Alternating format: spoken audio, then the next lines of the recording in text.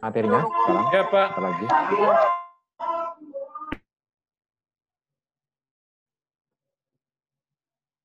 Bahas masalah hukum diplomatik.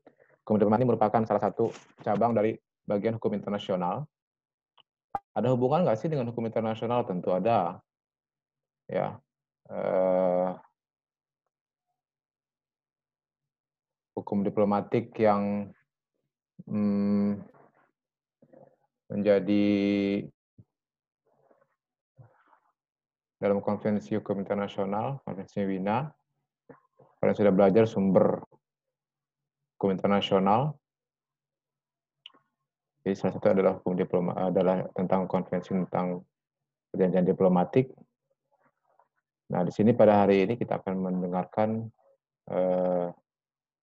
satu pemateri dari Kementerian Luar Negeri. Sebentar.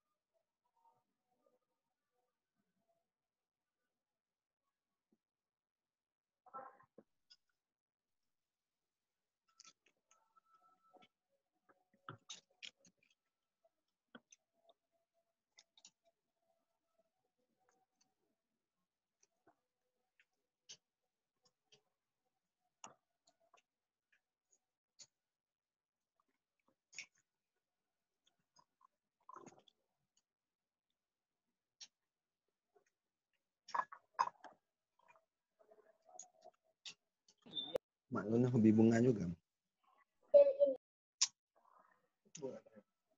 Kalau beli bunga mau jam.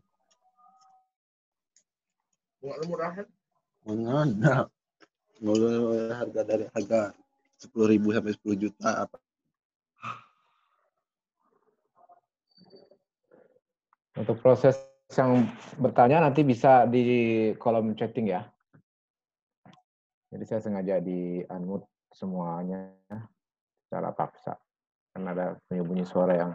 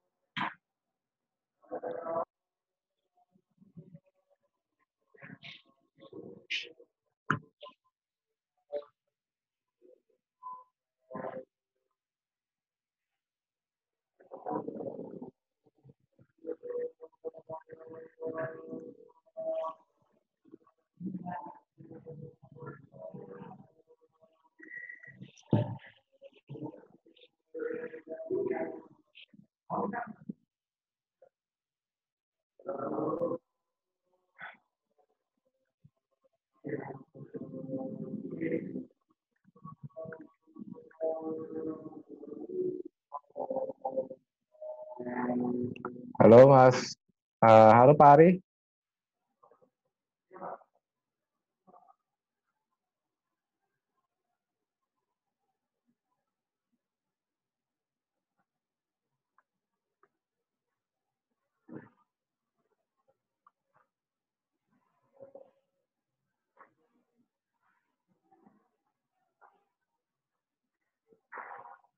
Itu ada. Assalamualaikum warahmatullahi wabarakatuh. Pak Ari.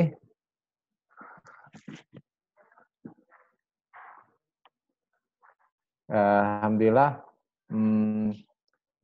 Pak Ari Aprianto sudah berada di tengah-tengah kita. Saya izin buka. Bismillahirrahmanirrahim. Assalamualaikum warahmatullahi wabarakatuh. Salam sejahtera untuk kita semua. Tabi pun. Alhamdulillah kita pada sore hari ini kedatangan tamu yang luar biasa. Ini Pak Ari Aprianto dari Kementerian Luar Negeri. Beliau saya minta untuk mengisi mata kuliah atau materi tentang hukum diplomatik karena pengalaman-pengalamannya sangat berharga untuk kita semua ketahui. Jadi langsung saja ya, saya akan memperkenalkan Pak Ari Aprianto.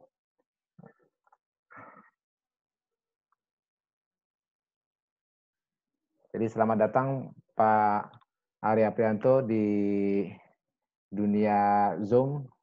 Ini kita semuanya saat ini terdiri dari mahasiswa angkatan semester 3 dan semester 5 yang sedang belajar mata kuliah hukum internasional dan hukum diplomatik. Izinkan saya selaku Ketua Bagian Hukum Internasional mewakili kawan-kawan semua yang ada di sini dan mewakili mahasiswa untuk memperkenalkan Pak Ari Aprianto. Beliau bertugas di Kementerian Luar Negeri sejak 2001 ya, dan sejak 2001 tersebut sangat aktif sekali. Penempatan pertama tahun 2006 sampai 2009 di Konsulat Jenderal RI Vancouver, kemudian aktif setelah itu di Direktorat Kerjasama Ekonomi ASEAN. Tahun 2012 juga di bidang political officer dan legal advisor pada Perutusan Tetap RI, PT RI untuk PBB di New York. Selanjutnya, ini banyak sekali nih, tahun 2016-18 sebagai Kepala Subdirektorat Sosial Budaya, pada Direktorat Sosial Budaya dan Organisasi Internasional Negara Berkembang.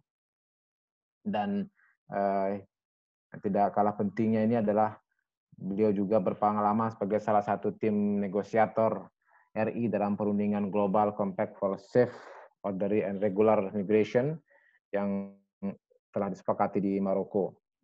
Jadi Bapak Ari Aprianto ini S1-nya di Unpad, ya, kemudian S2-nya Master of Public and International Law di University of Melbourne, Australia. Saat ini Pak Ari dengan keluarga sedang berada di Copenhagen, ya Pak ya. Sekarang jam berapa nih Pak Ari di sana? Halo?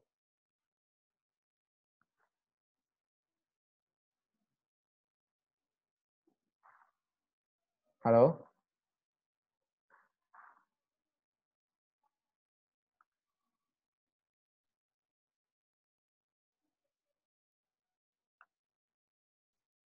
Oh, sebentar dulu. Saya lupa.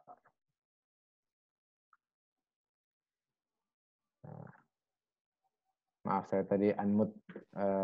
Ya, Pak Ari, terima kasih. Mohon maaf, tadi saya unmute karena saya ini suaranya tidak bertabrakan. Selamat datang, Pak Ari, di ini dengan mahasiswa Fakultas Hukum Universitas Lampung di bagian hukum internasional khususnya. Terima kasih Pak Rudi. Selamat. Kita sangat antusias sekali nih mendengarkan pengalaman-pengalaman dari Pak Ari di khususnya pada kajian hukum diplomatik. Ini sekarang kita sudah ada 257 peserta. Saya yakin akan bertambah maksimal 300 peserta. Agar menghemat waktu, kami sediakan waktu untuk Pak Ari. Silakan, saya akan izinkan untuk bagi slide-nya jika ada slide-nya. Silakan, waktu kami sediakan, Pak Ari. Terima kasih Pak Rudi. Assalamualaikum warahmatullahi wabarakatuh.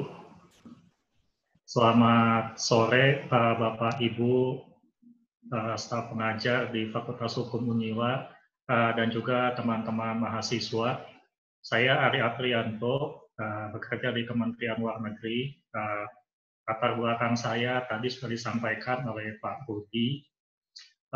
Untuk kesempatan kali ini sesuai diskusi antara saya dengan Pak Rudi, pemaparan saya lebih difokuskan kepada berbagi pengalaman sebagai diplomat, terutama memperhatikan latar belakang pendidikan saya selaku sarjana hukum. Jadi saya memang tidak akan terlalu banyak menyentuh hal-hal yang sifatnya akademik, karena hal itu tentunya sudah diulas di ruang kuliah oleh para dosen di Fakultas Hukum Uniwa. Saya sendiri mohon maaf Pak Rudi tidak menyiapkan pemaparan PowerPoint karena pengalaman saya dalam online ini kalau ada slide nampaknya agak sulit juga kita mengaturnya. Jadi saya akan berbicara saja. Saya sudah siapkan beberapa pointers. Sekiranya nanti dibutuhkan setelah acara, saya bisa kirim ke Pak Rudi untuk dibagikan ke kawan-kawan. Baik, teman-teman semua, ada beberapa hal yang akan saya sampaikan merujuk ke pengalaman saya. Yang pertama mengenai keberadaan diplomat sendiri. Apa itu diplomat dan apa tugasnya, kemudian bagaimana tugas-tugas diplomat dilaksanakan di dalam negeri dan juga di luar negeri. Yang kemudian beberapa dinamika yang perlu dipahami oleh teman-teman, termasuk juga rekrutmen jika teman-teman berminat menjadi diplomat, dan juga dinamika internasional. Yang pertama mengenai diplomat sendiri, Yang pasti diplomat di Indonesia itu ada aparatur sipil negara. Jadi diplomat Indonesia tunduk pada ketentuan ASN, mulai dari kepangkatan, disiplin, gaji, dan tunjangan kinerja, kita semuanya ada ASN ya. Jadi teman-teman tidak bisa berharap bahwa gaji seorang diplomat akan sama dengan gaji pegawai swasta misalnya. Kita semua ASN, kita semua tunduk pada ketentuan kepegawaian negara. Kalau kita melihat ke Undang-Undang Hubungan Luar Negeri, ada sejumlah peraturan yang bisa dicatat. Yang pertama jelas Undang-Undang Hubungan Luar Negeri, nomor 37 tahun 99. Yang kemudian juga yang bisa teman-teman rujuk ada peraturan Menpan RB, Menteri Pendayagunaan Aparatur Negara dan Reformasi Birokrasi, nomor 4 tahun 2018. Ini Permenpan ini berkaitan dengan jabatan fungsional diplomat. Di peraturan Menpan itu ada penjabaran secara teknis tugas-tugas seorang diplomat. Nah, kalau kita lihat di Undang-Undang Hubungan Luar Negeri, seorang diplomat itu adalah aparatur penyelenggara hubungan luar negeri. Hubungan luar negeri sendiri di Undang-Undang HUBRU sudah ada definisinya, tidak akan saya jelaskan di sini. Politik luar negeri itu juga apa, sudah ada juga definisinya di Undang-Undang HUBRU. Intinya politik luar negeri itu berkaitan dengan kepentingan nasional kita.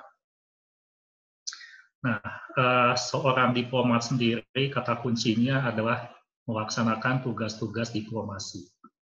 Nah, tugas-tugas diplomasinya itu seperti apa? Ini sudah ada di sejumlah peraturan. Di antaranya di hukum internasional ada Vienna Convention tahun 61.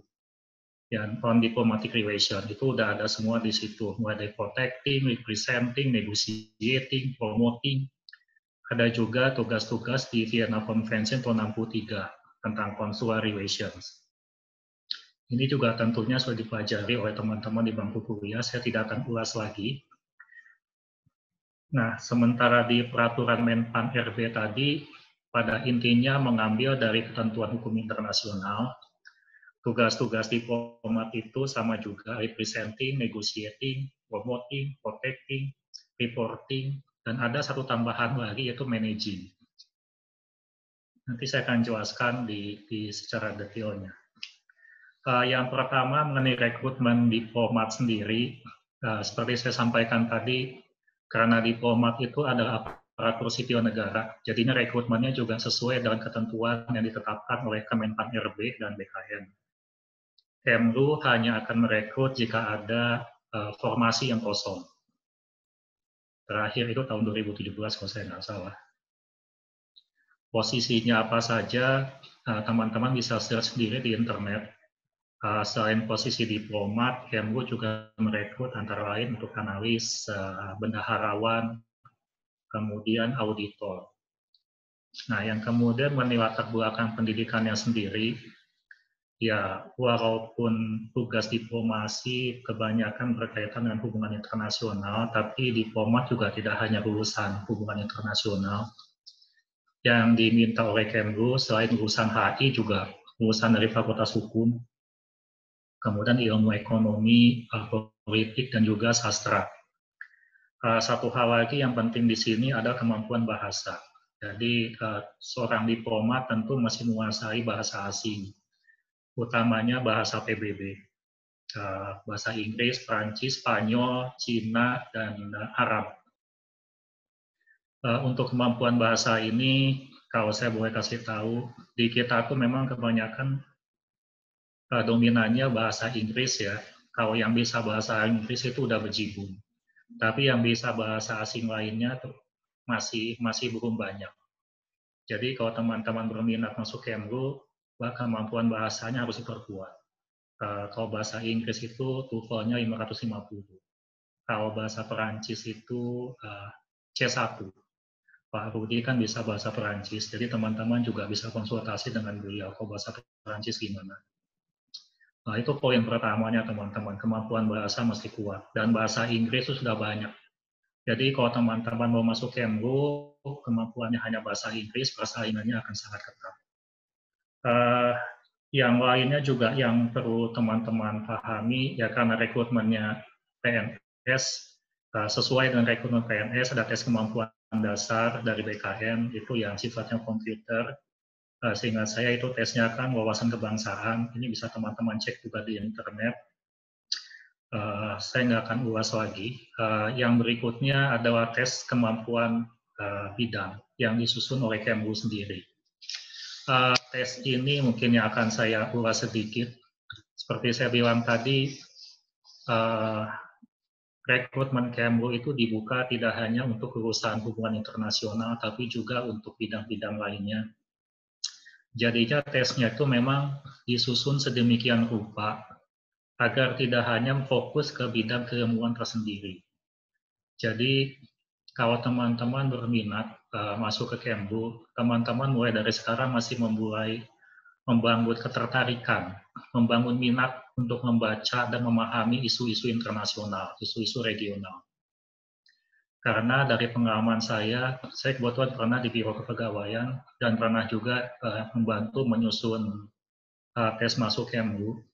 Soal-soal tesnya itu disusun sedemikian rupa sehingga hanya bisa dijawab oleh mereka yang punya minat terhadap isu-isu global atau regional, regardless latar belakang pendidikannya. Walaupun teman-teman sarjana hukum, tapi kalau teman-teman punya minat terhadap masalah-masalah internasional, teman-teman baca, chance kalian untuk lolos masuk Kemlu itu akan sama besarnya dengan teman-teman yang dari HI misalnya. Jadi itu kuncinya teman-teman, mesti rajin baca koran. Tes masuknya sendiri memang isu-isu yang dibahas itu ada isu-isu yang terutama berkaitan dengan kepentingan nasional kita. Misalnya ASEAN, atau multilateralisme, PBB, kemudian penyelesaian sengketa ekonomi internasional seperti WTO. Dan soalnya sendiri sifatnya dinamis, jadi berkembang sesuai dengan dinamika global dan regional. Jadi saya bayangkan kalau teman-teman nanti misalnya lulus kuliah tahun depan dan akan masuk tes tahun 2022, mungkin akan ada soal yang berkaitan dengan pandemi sekarang, coronavirus misalnya. Atau yang berkaitan dengan ya katakanlah perang dagang antara China dan Amerika Serikat. Jadi isu-isu seperti ini yang dinamis teman-teman harus baca. Kalau berminat sih ada beberapa media yang cocok buat teman-teman, misalnya Jakarta Post atau BBC, Al Jazeera juga bagus itu. Selain tes kemampuan akademis yang juga harus dilihat itu oleh Kemlu sekarang ada kemampuan psikologi, emosi. Satu hal yang teman-teman perlu paham, di era sekarang ini kemampuan akademis, kemampuan intelektual itu tidak lagi menjadi perhatian utama ya teman-teman. Kemampuan sosial, kemampuan emosional pun juga semakin menjadi perhatian. Tidak hanya untuk masuk ke Kementerian Luar Negeri, tapi juga untuk menjadi PNS. Apalagi kalau teman-teman akan kerja di swasta. Di perusahaan swasta internasional, kemampuan sosial, kemampuan emosional itu sudah sejak lama menjadi perhatian, tidak hanya kemampuan intelektual. Jadi masa-masa bahwa IPK itu menjadi satu-satunya kunci sudah selesai ya teman-teman. Jangan lagi berharap banyak sama IPK. IPK harus bagus, tapi tidak hanya IPK yang dibutuhkan. Kita juga masih memperkuat kemampuan sosial dan emosional kalian. Dan khusus untuk masuk Kemlu ada beberapa yang jadi perhatian. Misalnya kemampuan bekerja sama, kemampuan sosial, kemampuan beradaptasi, dan juga akan dicek kemampuan untuk berbeda pendapat dan juga untuk menangani stres. Dan satu lagi yang penting, tugas seorang diplomat itu tugasnya sangat dinamis. Nanti saya akan jelaskan kenapa. Teman-teman harus banyak baca, harus banyak menulis, akan harus menyampaikan pemaparan. Jadi kemampuan berpikir logis, logical thinking, kemampuan menulis, kemampuan menyampaikan pendapat, berbeda pandangan, kreativitas itu akan sangat menjadi perhatian. Jadi tidak hanya IPK.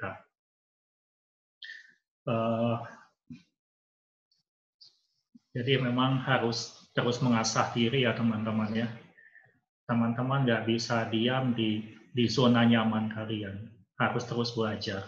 Walaupun teman-teman sarjana hukum, realitanya yang harus teman-teman persiapkan nggak cuma masalah hukum internasional, tapi juga isu-isu lainnya. Dan hal lain juga yang perlu dipersiapkan kalau teman-teman masuk Kemlu, tentunya ya kesiapan untuk bertugas di luar negeri, jauh dari keluarga, dan namanya luar negeri nggak semuanya negara bagus ya teman-teman. Saya sekarang di Denmark, dulu Pak Rudi di Prancis, tapi kita juga punya perwakilan katakanlah di Dakar misalnya atau di Maputo. Itu negara-negara yang tempatnya yang level pembangunannya masih di bawah kita. Kita juga masih punya KBRI di Damaskus, itu daerah konflik. Kita juga masih punya di Afghanistan. Jadi kalau teman-teman mau masuk Kemlu ya harus ingat, bear in mind bahwa kita tuh nggak hanya di Washington DC atau di Paris atau di London ya atau di Denmark. Akan ada banyak tempat-tempat lain yang lebih challenging buat teman-teman. Jadi teman-teman siap apa tidak di situ. Kalau teman-teman nggak bisa jauh dari keluarga, ya jangan masuk Kemlu ya. Walaupun kita punya kantor di Singapura, tapi kita nggak bisa milih teman-teman. Itu yang kemudian mengenai tugas-tugas kita sendiri sebagai diplomat. Yang jelas kita memperhatikan kepentingan nasional, teman-teman. Sekarang memang tinggal kepentingan nasional sendiri itu apa. Kepentingan nasional kita ada di Undang-Undang Dasar 45 di pembukaan. Tapi itu kan ide besarnya ya. Kepentingan nasional itu kan harus diterjemahkan di setiap isu. Sifatnya juga dinamis. Misalnya saya pernah negosiasi Global Compact on Migration, kita masih bisa identifikasi kepentingan kita apa di situ. Dan untuk bisa mengidentifikasi kepentingan ini ya mau nggak mau kita masih membaca dan masih berdiskusi dengan kepentingan dengan aktor-aktor yang lain, dengan Kementerian Tenaga Kerja misalnya atau BNP 2 TKI atau juga dengan organisasi kemasyarakatan LSM misalnya. Pada tahap sekarang sih kepentingan nasional kita bisa dilihat selain di UUD 45 dari program pemerintah. Misalnya Pak Jokowi punya nawacita, kita lihat di sana kepentingan nasionalnya apa. Nah, pemahaman kepentingan nasional inilah yang harus menjiwai kegiatan teman-teman. Misalnya ketika kita mewakili, melaksanakan tugas representing misalnya ya di luar negeri. Yang pertama, buat teman-teman pahami bahwa ketika teman-teman sebagai diplomat bertugas di luar negeri, teman-teman tidak mewakili diri teman-teman sendiri. Teman-teman mewakili Indonesia. Konsekuensinya, apapun tindakan teman-teman, perbuatan, ucapan, itu harus dijaga, harus hati-hati. Kalau mau posting di media sosial pun juga harus hati-hati. Dan tentunya teman-teman juga masih menghormati aturan setempat. Walaupun diplomat itu punya immunity dan privileges, ya tidak berarti buat teman-teman bisa buang sampah sembarangan misalnya, atau melanggar lampu merah ya. Ya kemudian masalah negosiasi, seperti saya sampaikan tadi, inti pertamanya kita masih paham kepentingan nasional kita apa. Satu contoh waktu saya negosiasi Global Compact on Migration, ini bisa cek juga di internet, apa itu Global Compact on Migration. Pernah ada tulisan-tulisan di internet ini. Kita masih coba identifikasi kepentingan nasional kita apa. Sebagai contoh, dalam isu migrasi, kepentingan utama kita masih ke perlindungan tenaga kerja Indonesia, dan jumlahnya masih banyak. Tapi di sisi lain, kita juga harus melindungi pasar dalam negeri, agar tenaga kerja asing yang masuk ke Indonesia tidak menggusur tenaga kerja lokal. Ini yang kemudian kita formulasikan dalam negosiasi GCM tersebut misalnya. Contoh lainnya juga, karena saya pernah pegang isu hukum laut, waktu negosiasi resolusi mengenai perikanan, itu sempat ada kesulitan juga.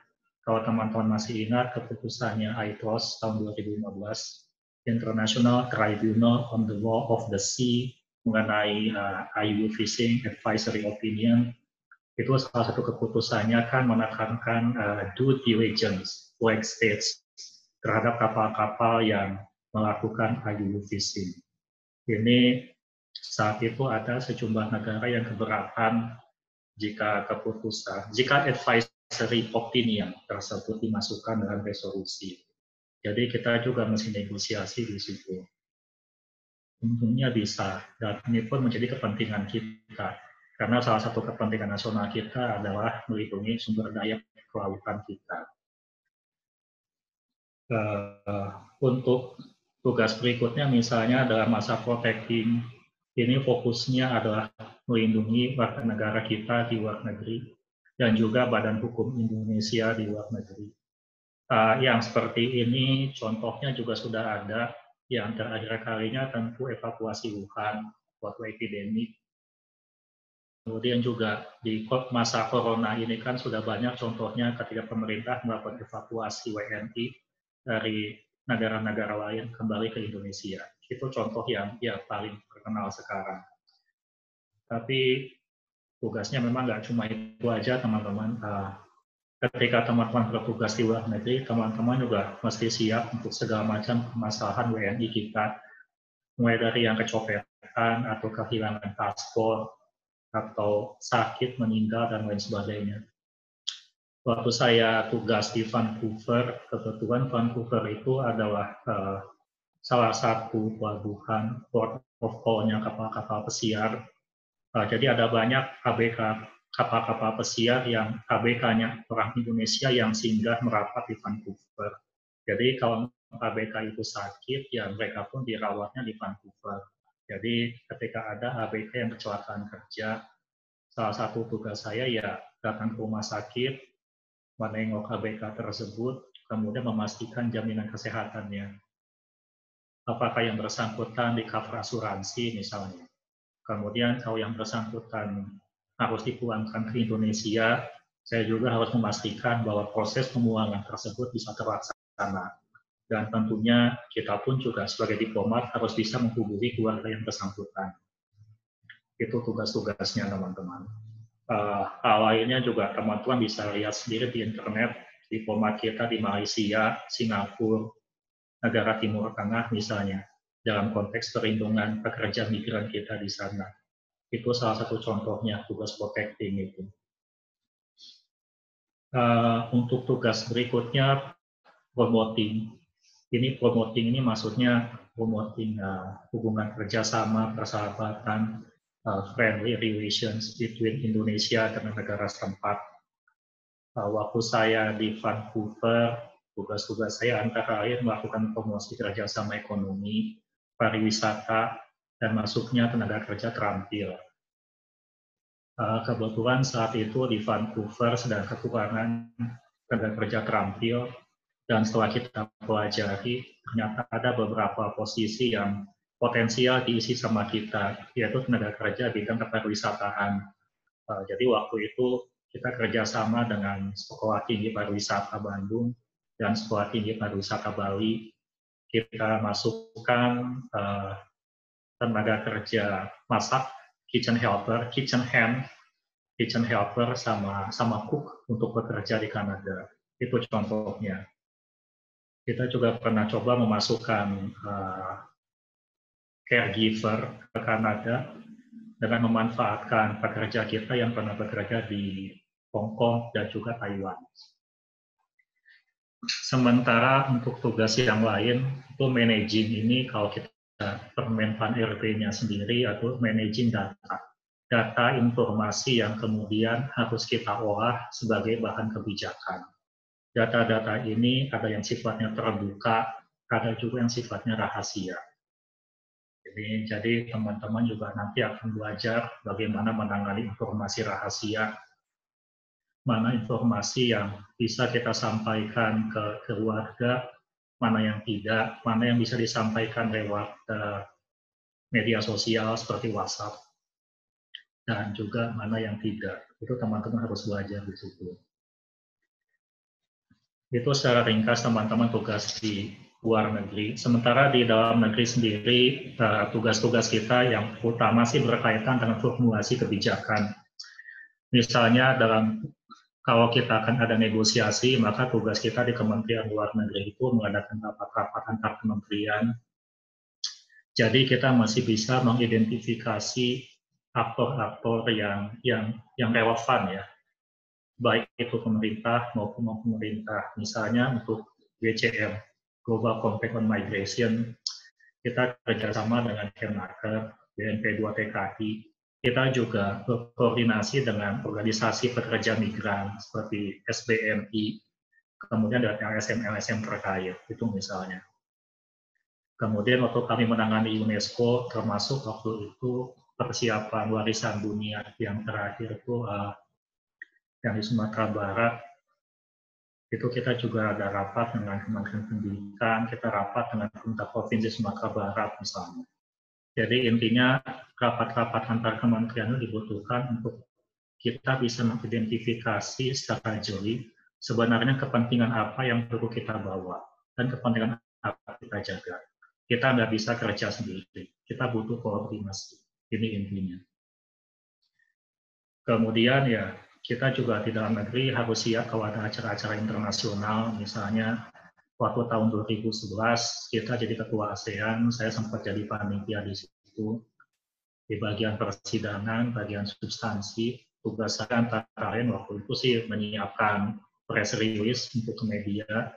Saya juga menyiapkan persidangannya dengan teman-teman. Jadi kita harus siapkan ruangannya, kursinya, mic-nya, TV-nya, sampai minuman sama orang lain pun kita masih bisa siapkan.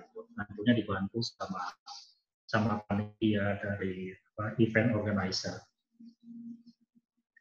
Dan lainnya mungkin juga perlu dipahami adalah isu-isu administrasi dan keuangan. Ini terkait dengan ketentuan nasional kita sendiri. Jadi kemanapun teman-teman bekerja di lingkungan pemerintahan, teman-teman akan harus berhadapan dengan isu-isu keuangan, administrasi, dan barang milik negara. Ini tidak bisa dihindari dan sudah menjadi komitmen kita pemerintah juga, termasuk untuk mengurangi korupsi. Jadi teman-teman akan harus membaca ketentuan keuangan negara. Misalnya teman-teman perlu mengadakan seminar atau diskusi panel, misalnya teman-teman mesti tahu nanti kalau mengundang pembicara, narasumber itu honornya berapa misalnya. Itu sudah ditentukan oleh negara, teman-teman. Kemudian mau beli makanan maksimal harganya berapa misalnya. Itu pun juga sudah ditentukan. Ini tugas-tugas yang nanti teman-teman akan hadapi kalau teman-teman bekerja di lembaga pemerintahan, tidak hanya di Kemlu.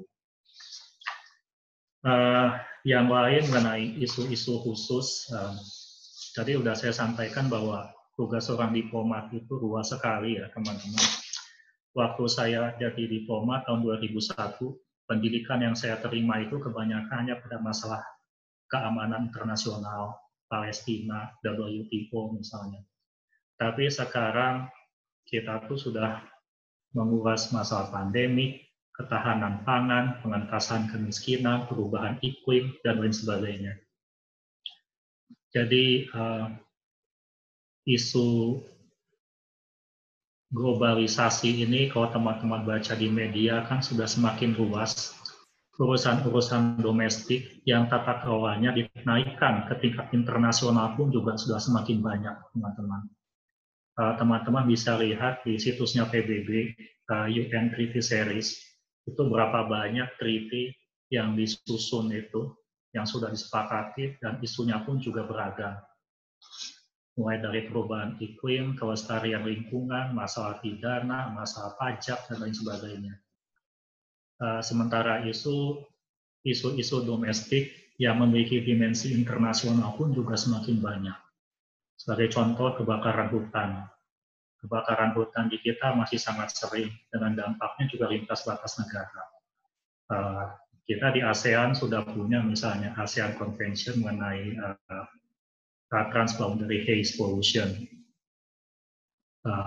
Isu-isu lainnya juga yang dimensi internasionalnya semakin nyata juga semakin banyak. Misalnya terorisme, penyebaran penyakit menular. Jadi ketika teman-teman jadi diplomat akan ada banyak sekali yang harus dipelajari dan juga dipahami. ya teman-teman tidak bisa menjadi seorang expert atau pakar di situ, tapi paling tidak informasi dasarnya teman-teman masih bisa paham. Jadi sekali lagi, kalau mau jadi diplomat, teman-teman betul-betul masih dinamis, masih siap belajar, tidak bisa hanya belajar hukum, kemudian stay di comfort zone-nya teman-teman, udah nggak bisa lagi seperti itu teman-teman. Kemudian persinggungan antara politik dengan diplomasi juga sangat kuat. Sebagai contoh, 911 tahun 2001 itu kan dampaknya luas sekali teman-teman.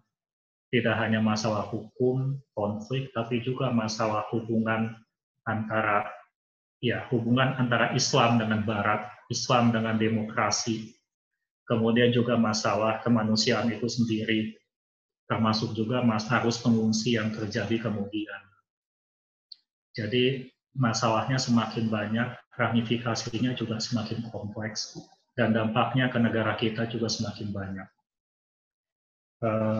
Yang terakhir, saya akan ulas sedikit bahwa kerja di organisasi internasional, teman-teman, ya fokusnya ke badan-badan PBB. Saya nggak paham terlalu banyak sih mengenai hal ini, tapi karena saya sempat bertugas di New York, saya tahu sedikit bahwa tidak banyak WNI kita yang bekerja di badan-badan internasional itu. Kita tuh masih underrepresented. Dan Kemlu sendiri sudah berusaha agar semakin banyak WNI yang bekerja di organisasi internasional. Kalau teman-teman punya minat, teman-teman tinggal buka rutin aja situsnya Kemlu, kemlu.id. Bisa cek di internet, itu Kemlu dan PBB selalu ada program kerjasama. Jika PBB mengadakan rekrutmen untuk fresh graduate ataupun profesional, itu biasanya akan dikirim ke negara-negara anggotanya dan akan dimuat di situs Kemlu. Ini juga jadi peluang buat teman-teman. Yang pasti, ya kerja di badan-badan PBB memang ada hal-hal yang perlu diperhatikan. Selain teman-teman juga harus siap bertugas di luar Indonesia dan di negara yang tingkat pembangunannya di bawah kita, termasuk bertugas di daerah konflik, seperti di Irak atau Afghanistan. Ya kerja di PBB juga ada hal-hal lain yang perlu diperhatikan. Misalnya, kalau saya boleh bicara terus terang ya, PBB ini kan sangat mengedepankan pluralisme. Kasarnya ya, PBB itu mendukung LGBT misalnya. Jadi kalau teman-teman ingin bekerja di badan internasional, termasuk di PBB, ya teman-teman masih siap kalau harus berhadapan dengan teman-teman lingkungan kerja yang mendukung LGBT misalnya. Kalau teman-teman merasa tidak siap untuk itu, ya silakan cari tempat kerja yang lain. Intinya ada konsekuensinya. Mungkin itu dulu Pak Rudi. Selanjutnya kita bisa buka forum tanya jawab. Terima kasih Pak Rudi. Ya, terima kasih Pak Ari. Luar biasa ya ininya sharing pengalamannya ya, bagaimana kita sekarang sudah dapat pengetahuan informasi mengenai bagaimana Deplu merekrut, seperti apa kita siap bahwa tidak hanya lulusan hukum internasional saja atau tidak hanya lulusan hukum bidang hubungan internasional, tapi ada aspek lain yang perlu kita kuasai ya, terutama bahasa misalnya. Karena bahasa Inggris sudah umum, tinggal bahasa-bahasa yang lainnya, 4 bahasa PBB lainnya bisa dikuasai oleh mahasiswanya semuanya. Kita berikan forum kesempatan untuk tanya jawab ya terkait materi ini yang disampaikan oleh Pak Ari. Boleh ke siapa yang bersedia atau siapa yang ingin menanyakan, ingin bertanya, boleh angkat tangan, nanti saya coba di unmute ini ya.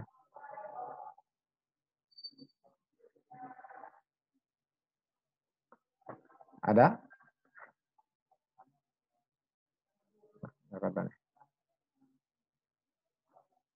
Oh ya, Pak. Ya silakan. Awal. Iya, Pak. Terima kasih Pak Rudi atas kesempatan yang telah diberikan.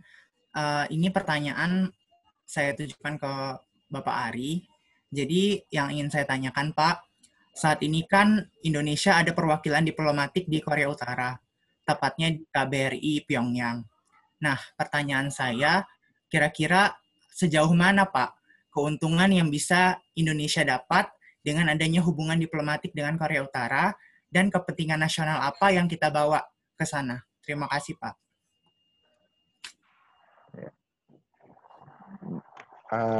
Pertanyaannya lainnya, ada lagi?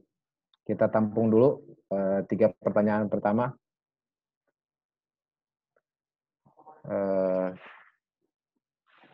Bentar ya. Silakan kalau yang mau bertanya langsung di unmute aja ya, langsung ya, bisa saya sudah setting untuk bisa di unmute.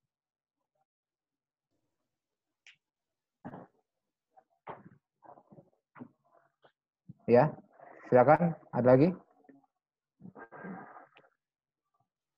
Saya Pak izin bertanya Pak. Ya, Stephen. Ya.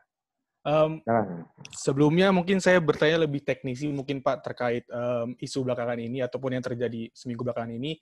Jadi yang saya mau singgung itu pertanyaan saya terkait pemenuhan undangan dari negara Amerika Serikat terkait dengan Bapak Prabowo Subianto yang selama 2 dekade itu di blacklist dalam tanda kutip untuk masuk ke negara Amerika Serikat, tetapi pada 15 Oktober kemarin beliau datang untuk memenuhi undangan. Yang jadi pertanyaan saya, apa landasan hukum yang diberikan Amerika Serikat sehingga Bapak Prabowo Subianto dapat masuk ke negara Amerika Serikat? Dan yang kedua, apakah Bapak Prabowo memiliki kekebalan dalam tanda kutip diplomatik? Dan yang ketiga, saya ingin bertanya mengenai pendapat Bapak Ari mengenai pertemuan dari Bapak Menteri Pertahanan Indonesia dengan Bapak Menteri Pertahanan Amerika Serikat. Apakah kebijakan politik luar negeri Indonesia maupun kebijakan politik luar negeri Amerika ini ada maksud tertentu? Mungkin itu saja Pak. Terima kasih. Politis sekali ya, ini ya pertanyaannya. Baik, mau kita tampung satu lagi?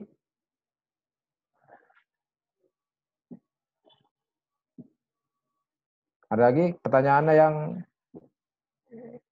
yang mendasar juga boleh. Karena pas hari ini kita lihat di sini pernah menjadi bertugas selama 4 tahun dari 2012 ya di PTRI ya. PTRI ini berbeda dengan KJRI atau KBRI ya. Utusan Tinggi Republik Indonesia di PBB di New York, di mana beliau ini memahami ya tentang isu-isu hukum internasional, keamanan internasional, aktivitas di sana. Ini juga mudah-mudahan Pak Ari bisa bersedia mengisi kelas hukum penyelesaian sengketa internasional nih. Kita punya rencana untuk meminta lagi sharing pengalamannya. Yang lainnya ada satu lagi? Saya Pak. Mirza ya? Saya Pak. Iya Mirza. Oke, iya Pak. Gini Pak, saya untuk Pak Aris ini mau izin bertanya. Dalam hal ini saya ngangkat kasus tentang Cina, 2 Cina, RRC dan Taiwan. Kenapa sih Pak kita nggak bisa mengakui keduanya gitu? Kita harus milih satu, bahkan seluruh dunia harus milih satu Cina gitu. Apakah ini sebab dari one China policy? Tapi yang setahu saya one China policy itu adalah policy yang tidak tertulis dan itu dari 91. Sedangkan kita tidak bisa memilih, kita harus memilih salah satu itu sejak 1949 gitu. Jadi sebenarnya kenapa kita harus ngikutin policy ini yang dasarnya nggak kuat gitu Pak? Gitu sih Pak intinya. Itu pertanyaan mid semester tuh ya. Atau pertanyaan tugas hukum diplomatik harus dijawab Pak Ari ini. Ya Pak Ari, silakan Pak Ari. Waktunya silakan. Terima kasih Pak Rudi. Ini pertanyaannya semuanya memang berkaitan dengan politik luar negeri ya. Di satu sisi ini menarik karena memang ini isu-isu yang teman-teman akan hadapi nanti ya. tidak hanya isu-isu hukum. Tapi di sisi lain, isu-isu ini terus terang ada beberapa yang memang di luar isu yang pernah saya tangani. Jadi saya nggak akan menganggap diri saya sebagai seorang expert di sini ya teman-teman ya. Hanya sedikit yang saya tahu. Pertama, mengenai Korea Utara, ya kita punya KBRI di Pyongyang. Dan kepentingan kita sendiri apa di sana, seperti yang tadi saya sampaikan, kepentingan nasional kita yang utama itu ada di PUUD 45, ada di pembukaan alinea keempat, ikut melaksanakan ketertiban dunia. Gitu. Jadi itu selalu menjadi perhatian kita dalam setiap kegiatan luar negeri kita. Korea Utara sendiri teman-teman tahu dinamikanya kan mereka punya senjata nuklir dan selama ini juga Amerika Serikat terutama menganggap Korea Utara itu kan rogue states ya. Kalau nggak salah masuk juga dalam axis of evil-nya Korea Utara itu ya, bareng sama Iran dan juga Rusia dan Venezuela. Kepentingan kita di sana jelas adalah memastikan agar sengketa apapun, perbedaan pandangan antara Korea Utara dengan negara lainnya, Korea Selatan, Jepang, atau Amerika Serikat, itu bisa diselesaikan dengan cara damai. Peaceful Settlement of International Dispute. Ini adalah kepentingan nasional kita. Dan prinsip Peaceful Settlement of International Dispute ini juga ada di Piagam PBB. Dengan kata lain, ini bukan hanya kepentingan nasional kita, tapi juga kepentingan komitmen dunia internasional. Setahu saya sih Korea Utara itu kan dulu pernah ada Six Party Talks, ingat saya tuh bisa cek di internet, Six Party Talks melibatkan Amerika Serikat, Jepang, RRT, Korea Utara, Korea Selatan, sama Uni Eropa kalau saya nggak salah. Bisa cek di internet ya teman-teman. Yang sekarang sendiri kalau saya amati sih nampaknya Amerika lebih cenderung mengambil arah bilateral ya. Terutama kemarin Presiden Trump sudah ketemu dengan Kim di Singapura misalnya. Jadi mereka menggunakan pendekatan yang sifatnya bilateral, tidak lagi menggunakan forum multilateral. Kalau dari posisi Indonesia, kalau saya lihat baca dari yang disampaikan oleh Ibu Menlu, prinsipnya kita menginginkan agar semenanjung Korea itu tetap stabil dan tidak ada provokasi dari pihak manapun. Yang pasti teman-teman, Asia Timur ini saat ini adalah kawasan strategis.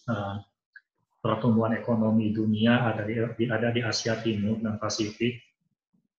Tapi kalau kita lihat juga sebenarnya hotspots atau titik-titik konflik itu ada banyak sekali di Asia Pasifik.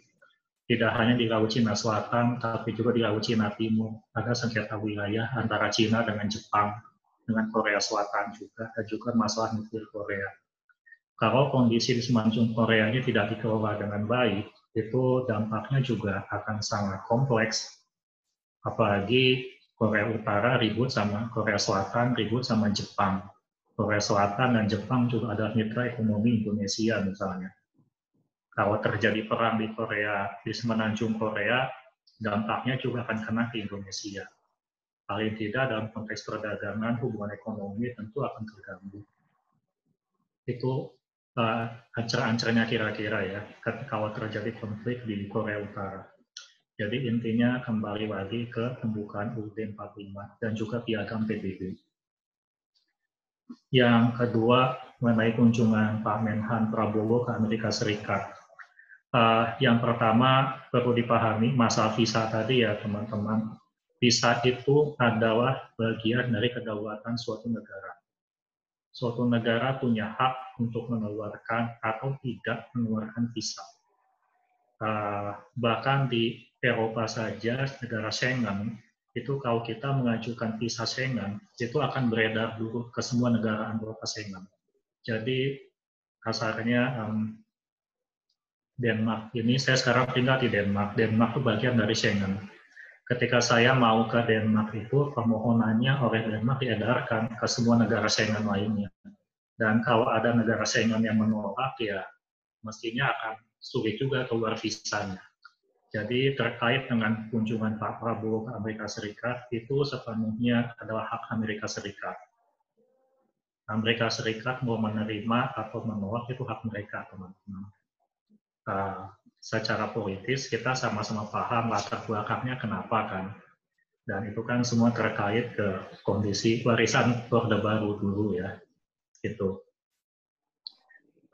Yang kemudian mengenai dinamikanya sendiri, ya ini semua sudah ada di koran ya teman-teman, dan saya pribadi sepakat kunjungan Pak Menhan ke Amerika tidak bisa dilepaskan dari dinamika di Laut Cina Selatan. Dan bagian dari upaya Amerika untuk meredam Cina. Kalau zaman Perang Dingin itu ada teori containment namanya. Containment teori, bagaimana negara barat, Amerika Serikat melakukan containment terhadap Uni Soviet dan paham komunisme. Sekarang ada banyak ahli hubungan internasional yang menganggap bahwa Amerika, terutama Trump, menganggap RRC itu sebagai Uni Soviet dulunya. Jadi mereka melakukan teori containment juga terhadap pengaruh Cina. Dan salah satunya ya adalah melakukan pendekatan ke negara-negara di sekitar RRT, termasuk Indonesia. Dan kemarin kan PM Jepang ke Indonesia juga kan teman-teman ya, ada analisisnya juga kan. Yang didatangin sama PM Jepang ada Vietnam dan Indonesia. Itu juga ada asesmennya teman-teman. Nah, kalau teman-teman mau masuk Kembu, teman-teman mesti baca itu. Itu semua ada di koran itu. Jadi semuanya memang tidak lepas dari geopolitik dan geoekonomi yang ada sekitar kita ini. Bagaimana kita walaupun bukan claimant di Laut Tiongkok Selatan itu dipandang sebagai negara yang punya potensi untuk bisa turut meredam RRT. Tapi terhadap hal ini posisi kita sudah tegas ya teman-teman, sampaikan oleh Ibu Menlu, kita tidak ingin terbawa oleh persaingan antara RRT dan Amerika Serikat. Kita tidak mau memihak, kita berdiri di tengah, kita ingin agar semuanya tetap damai, tetap stabil. Yang terakhir mengenai One China Policy, betul, itu memang kebijakan politik, tapi suka atau tidak suka, kebijakan politik itu dalam dunia diplomasi tetap dipegang ya teman-teman. Ada yang namanya, kalau di dalam negeri kan ada konvensi ketatanegaraan kan, di dalam isu hubungan internasional juga aturan tidak tertulis itu jadi perhatian sih. Ini bukan customary law mungkin ya, tapi ini posisi politik ini juga menjadi perhatian. Dan One China Policy itu ada posisinya RRT. Bagi RRT, China itu adalah RRT, bukan Taiwan. Jadi kebijakannya RRT adalah semua negara di dunia ini, termasuk Indonesia, harus memilih. Mau pilih RRT atau pilih Taiwan. Yang mau milih Taiwan, ya nggak usah buka hubungan dengan RRT. Tapi walaupun demikian, tidak berarti bahwa kita tidak punya hubungan dengan Taiwan.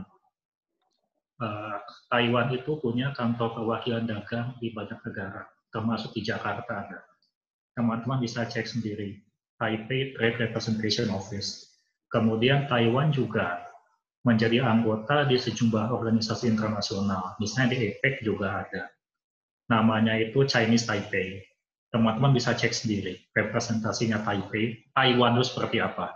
Mereka pakai nama resminya Taiwan itu kan buat mereka Republic of China, ROC. Tapi mereka tidak pernah pakai nama itu di organisasi internasional. Yang dipakai ada Chinese Taipei. Di APEC dipakai seperti itu, di WTO mestinya sama juga kalian. Bisa cek sendiri teman-teman. Saya nggak pernah pegang WTO soalnya. Tapi itu intinya teman-teman. Terima kasih Pak.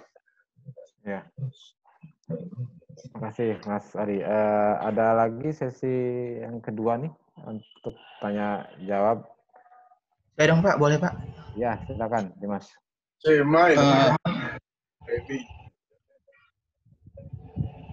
Bismillahirrahmanirrahim. Assalamualaikum warahmatullahi wabarakatuh.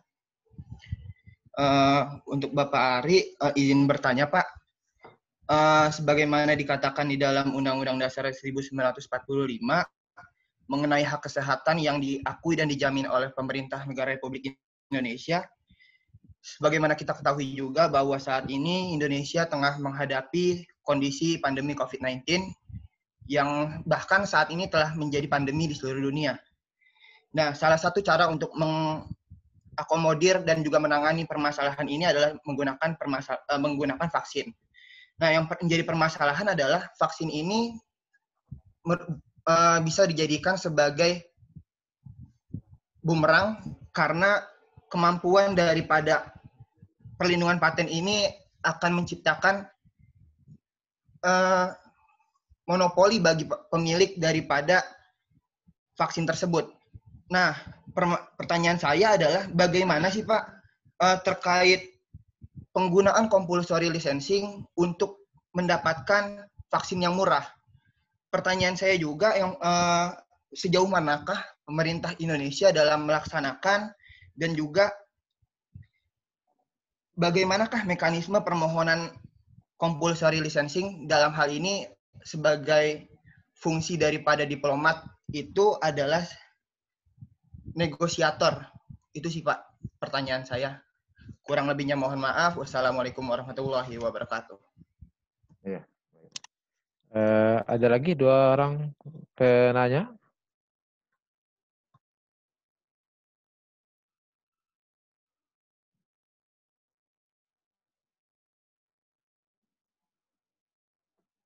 Ada lagi? Ya, silakan buka langsung mic-nya. Ya, izin memperkenalkan diri, nama saya Rasti Putri Januari. Izin bertanya Pak, yang mengenai kasus baru ini yaitu pembakaran Al-Quran di Swedia dan Denmark. Nah itu kan bahwasanya tindakan itu menimbulkan suatu provokasi yang berbahaya. Kemudian juga sebagai ancaman bagi keamanan dunia. Lalu bagaimana peran Kementerian Luar Negeri dalam kasus tersebut? Sekian, terima kasih. Peran Depu terkait isu pembakaran. Satu lagi? Mungkin ini yang terakhir kali? Satu lagi penanya? Pak, izin bertanya, Pak. Oh iya, Firman Agung, silakan. Ya, izin bertanya, Pak, mengenai bagaimana cara seorang diplomat menyikapi negara luar yang bisa dibilang tanda kutip itu bandel karena turut mencampuri urusan dalam negeri. Contohnya seperti negara Vanuatu yang terhitung sudah 5 kali menyindir Indonesia di sidang PBB mengenai isu HAM di Papua. Bagaimanakah jalan keluar terhadap masalah tersebut, Pak? Terima kasih. Oh, baik. Ya, kita sudah ada 3 penanya kedua. Silakan Pak Ari, waktunya kami sediakan. Terima kasih Pak Rudi, teman-teman. Untuk pertanyaan pertama tadi Mas Dimas, maaf Mas, yang ini di luar pengalaman saya ya Mas ya, mengenai ketersediaan vaksin. Yang Mas Dimas sampaikan sudah betul bahwa compulsory licensing ini menjadi salah satu mekanisme ya, ini ada di Doha, ada di WTO juga. Teknisnya bagaimana, saya kurang paham. Tapi kalau Mas Dimas nggak keberatan untuk checking online, seingat saya Brasil itu pernah menerapkan compulsory licensing Mas tahun 90-an. Saat itu compulsory licensing-nya belum terformalisasi seingat saya tuh, tapi modelnya sudah dilakukan. Jadi ketika Brasil itu melakukan, ya mungkin memaksa mengambil alih paten obat AIDS dari perusahaan-perusahaan farmasi internasional, kemudian digunakan untuk memproduksi obat AIDS di dalam negerinya sendiri. Itu seingat saya. Jadi kalau Mas Dimas nggak keberatan, bisa search online ya Mas ya, compulsory licensing-nya berhasil untuk AIDS itu. Seingat saya memang harus ada ganti ruginya juga kok dari pemerintah yang melakukan compulsory licensing ke perusahaan farmasi yang haknya itu diambil oleh mereka. Itu yang pasti Mas, tapi itu kira-kira seperti itu ya Masnya. Saya belum pernah menangani IPR soalnya Mas, mohon maaf Mas. Yang kedua mengenai pembakaran Al-Quran di Swedia yang kemarin dan langkah-langkah kita Kementerian Luar Negeri seperti apa. Ini ya seperti yang saya sampaikan tadi teman-teman, ini adalah salah satu ekses dari serangan terorisme 9/11 dulu yang menimbulkan konflik, tidak hanya konflik keamanan tapi juga ketegangan antara Islam. Saya boleh langsung aja ya, ketegangan antara Islam dengan umat lainnya di dunia ini, terutama dengan negara-negara barat yang cenderung sekuler. Dan memang faktanya perbedaan pandangan itu nggak bisa dihindari, teman-teman. Sebagai contoh, buat negara-negara barat yang sangat mengedepankan freedom of expression misalnya ya, mereka kan bisa mengkritik siapapun, termasuk mengkritik agama dan tempat ibadah juga misalnya. Jadi buat mereka mengkritik agama, mengkritik Islam, mengkritik Kristen, mengkritik gereja Katolik itu bagian dari hak asasi manusia. Cuma bagi kita kan, termasuk Indonesia kan tidak seperti itu. Jadi ini memang faktanya dan memang harus dijembatani. Yang dilakukan oleh kita sendiri, oleh Indonesia, prinsipnya adalah kita menekankan perlunya dialog antar peradaban, tidak hanya antara Islam dengan negara-negara Barat, tapi juga dialog antara mereka-mereka yang punya perbedaan pandangan. Intinya adalah menurut pemahaman kita di Kementerian Luar Negeri, dialog itu akan mendukung tercapainya saling pengertian, saling memahami, yang pada akhirnya masing-masing pihak akan menyadari batas-batasnya, apa yang bisa dilakukan dan apa yang tidak bisa dilakukan. Kalau buat kita kan di Indonesia prinsipnya sudah tegas, kebebasan itu harus diikuti dengan tanggung jawab. Nah, persoalannya kan kebebasannya seperti apa, batasannya kan berbeda di setiap negara, di setiap orang kan. Tanggung jawabnya juga seperti apa berbeda juga di setiap negara dan setiap orang. Jadi posisinya Indonesia di sini adalah kita ingin ada dialog antar peradaban. Dan dialog ini tidak hanya pada level antar negara, tapi juga pada level masyarakat. Ini juga adalah salah satu bagian dari diplomasi Indonesia. Sebagai contoh, kita mengadakan Bali Demokrasi Forum. Ini acara tahunan, walaupun konteksnya demokrasi, tapi isu-isu yang dibahas tidak hanya masalah demokrasi. Pada Bali Demokrasi Forum tahun 2017 atau 2018, kalau saya nggak salah, itu kita juga membahas isu politik identitas. Termasuk dalam politik identitas ini kan berbasis suku, agama, atau ras, atau sara di Indonesia ini kan. Ini intinya seperti ini, kita mendorong dialog. Salah satu, dan sebenarnya dialog ini pun juga salah satu aset diplomasi kita. Kita biasa mengadakan namanya interfaith dialogue. Interfaith dialogue ini dilakukan secara bilateral, walaupun juga pada tingkat regional. Dan dalam interfaith dialogue ini kita juga memberdayakan kelompok-kelompok sipil yang ada di Indonesia, termasuk yang berbasis agama. Sebagai contoh, tahun 2017 kemarin kita adakan interfaith dialogue di Denmark sini. Dari Indonesia yang datang itu adalah para pemuka agama, termasuk yang saya tahu itu Pak Nasaruddin Umar, Imam Istiqlal Jakarta juga hadir di sini. Ini salah satu upaya kita untuk meredam, untuk menjelaskan kepada negara-negara Barat bagaimana caranya agar perbedaan mindset, perbedaan pandangan ini bisa dijembatani. Dan tapi ya satu hal yang pasti teman-teman, kalau kita di sini punya undang-undang penistaan agama, ya di sana sih mereka tidak punya kayaknya. Jadi ya ketika ada pembakaran Al-Quran itu, proses hukumnya memang tidak semudah proses hukum yang ada di Indonesia. Saya nggak tahu Swedia punya undang-undang penistaan agama atau tidak. Saya juga nggak sempat baca lagi pasca pembakaran Al-Quran kemarin apakah ada proses hukum atau tidak. Tapi yang pasti ya posisi kita seperti itu, kita tetap kedepankan dialog, pemahaman agar masing-masing bisa mengerti kondisinya masing-masing, batasan apa yang bisa dilakukan dan apa yang tidak bisa dilakukan. Itu Mbak.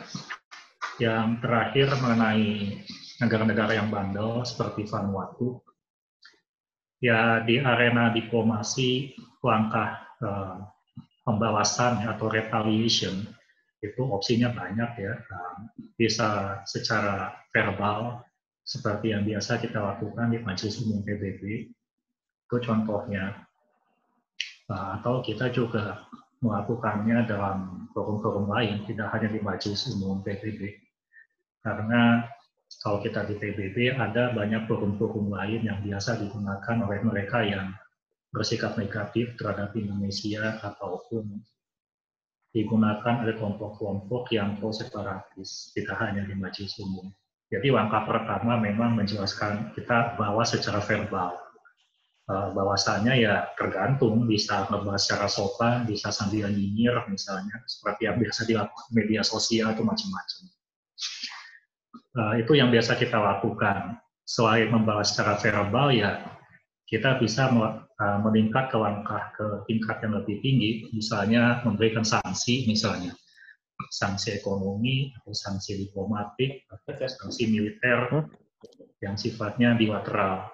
Tapi kita memang untuk memberikan sanksi ini kan kita negara pun juga masih punya kapasitasnya teman-teman.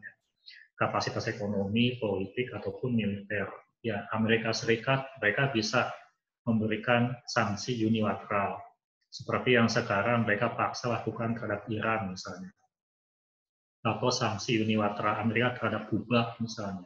Amerika bisa, mereka berada dalam posisi memberikan unilateral sanctions, baik itu secara militer, ekonomi, ataupun politik. Tapi realitanya kita kan tidak seperti itu ya. Jadi kita forumnya mungkin akan terbuka di forum-forum lain, misalnya kita tidak memberikan bantuan tertentu ke Vanuatu, misalnya itu juga bisa dilakukan. Tapi sependek yang saya tahu terhadap Vanuatu, kita sekarang anggapannya masih secara diplomatik, secara verbal. Terima kasih.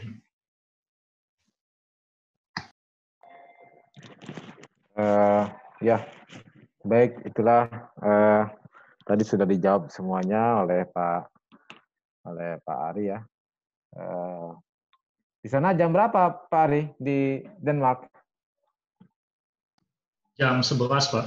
Oh ya 11, kita beda 6 jam. 5 jam. 5 jam. 5 jam. Dan ini juga dingin juga di sana ya sekarang ya? 15 derajat Pak, agak hangat sekarang. 15 itu udah hangat ya? Iya. Ya, saya pikir kalau jika tidak ada pertanyaan lagi, dan sepertinya sudah tidak ada pertanyaan lagi, nanti kalau ada pertanyaan nanti bisa kita sambung ya. Terima kasih banyak atas waktunya Pak Ari yang sudah meluangkan waktunya, kesempatan untuk sharing dengan kita. Kami sangat berterima kasih sekali. Jangan bosan-bosan, mungkin ini bukan yang terakhir. Kita coba untuk masih banyak lagi sebenarnya yang pengen ditanyakan, termasuk saya juga pribadi ingin bertanya terkait diplomatik, tugas dan lain sebagainya. Nanti kita akan undang lagi Pak Ari dan untuk memberikan kita pengalaman pada prakteknya seperti apa sih? Karena kan kita tahunya hanya teori, tapi kalau nggak bisa dipraktekkan bagaimana? Sedangkan tuntutan kita selaku mahasiswa S1 ini, makanya ada kurikulum Merdeka tuh ya, kampus Merdeka adalah salah satunya ada untuk siap terjun ke lapangan itu seperti apa. Tapi kalau mahasiswa ini hanya taunya sumber hukum HI itu apa gitu kan, terjun ke lapangan mentah gitu kan. Bagaimana kita mengetahui bahwasanya sekarang hukum internasional seperti apa, praktiknya seperti apa, dan alhamdulillah Mas Ari sudah memberikan kepada kita pengetahuan informasi yang banyak. Sekali lagi terima kasih kepada Pak Ari, kemudian terima kasih juga kepada mahasiswa saya semuanya yang saat ini sudah hadir. Kita akhiri acara kita pada pertemuan kali ini dengan mengucapkan alhamdulillahirabbil alamin, dan saya tutup. Wassalamualaikum warahmatullahi wabarakatuh. Terima kasih Pak Ari. Waalaikumsalam. Waalaikumsalam warahmatullahi wabarakatuh. Waalaikumsalam Pak. Terima kasih Pak. Terima kasih Pak. Terima kasih Pak. Terima kasih Pak. Terima kasih Pak. Terima kasih Pak. Jangan lupa makan sore, Pak. Terima kasih kesehatan Pak. Sehat selalu Pak. Selalu Pak. Terima kasih Pak. Terima kasih Pak. Terima kasih Pak, ilmunya yang bermanfaat. Makasih, Angel.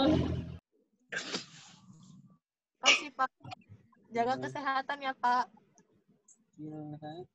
Makasih, Pak. Ya Pak, ya Pak, ya. Makasih Pak. Sekian Jaga nama kesehatan Pak. paspor. Udah mana? Balik klip.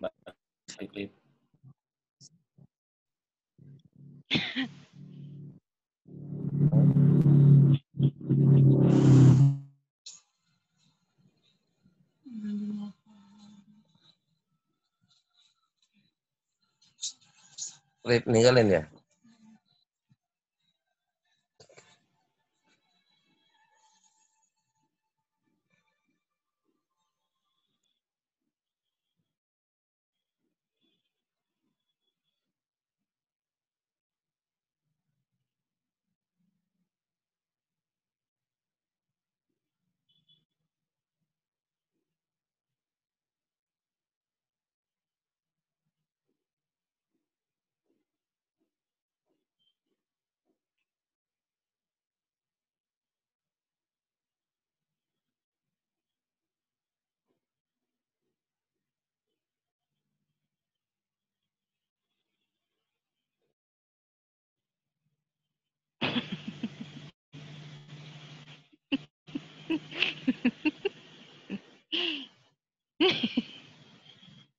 Gila aja.